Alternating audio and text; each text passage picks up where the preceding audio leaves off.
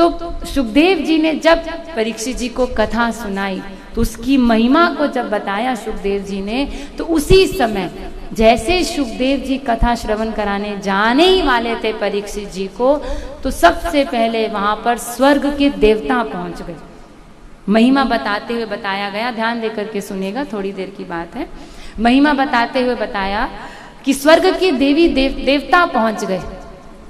क्या लेकर पहुंचे? अमृत कलश लेकर पहुंचे। और अमृत कलश लेकर जब पहुंचे सुखदेव जी के पास, उनको प्रणाम किया और उनसे कहा कि आप ये स्वर्ग का अमृत कलश ले लीजिए, लेकिन बदले में हमें कथा अमृत सुना दीजिए, ये इन ऋषियों को पिला दीजिए और हम आपसे बैठ करके श्रीमद् भागवत की कथा श्रवण कर। तो जब अदला बदली व्यापार करने के लिए कहा इन स्वर्ग के देवताओं ने, तो मन ही मन सुखदेव जी हंसने लगे और सोचने लगे कि कहाँ कांच और कहाँ मणि, तुम उससे तुलना कर रहे? अरे कहाँ स्वर्ग का अमृत कलश और कहाँ कथा अमृत, वो एक मणि के समान और तुम्हारा ये अमृत कलश कांच के समान है। क्या मतलब?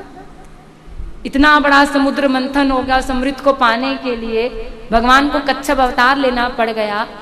आज हर कोई तरसता है कि हम स्वर्ग चले जाएं, स्वर्ग का अमृत हम लोग भी पी लें एक बार। लेकिन ये स्वर्ग का अमृत क्या करता है?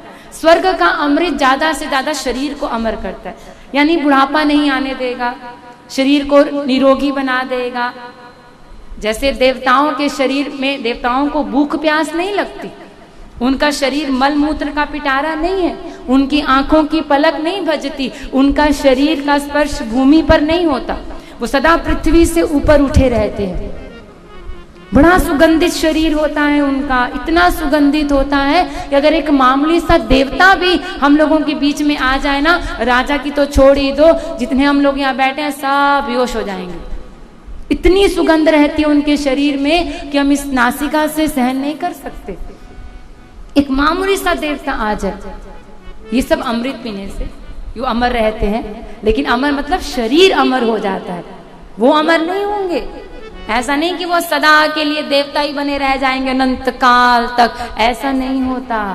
वो भी एक दिन काल के गस्सा बनेंगे। शरीर अमर हो जाता है, बुढ़ापा नहीं आएगा, निरोगी नहीं होगा, एकदम सुंदर रहोगे, भूख प्यास नहीं, मल मूत्र का पिटारा नहीं, पसीना नहीं आएगा, कुछ नहीं। शरीर आपका अमर हो जाएगा, लेकिन जीवात्मा अमर नहीं होती, शरीर अमर होता है। लेकिन ये जो कथा है, श्रीमद् भागवत कथा है, ये जीव को अमर करती है, सदा के लिए संसार के आगमन से छुट्टी कर देती है। लेकिन जो स्वर्ग का अमृत है वो थोड़े दिन के लिए केवल स्वर्ग में, जब तक जीव रहता है देवता बन के, तब तक वो अमर रहता है। लेकिन एक ना एक दिन तो स्वर्ग के देवताओं का विनाश होना है।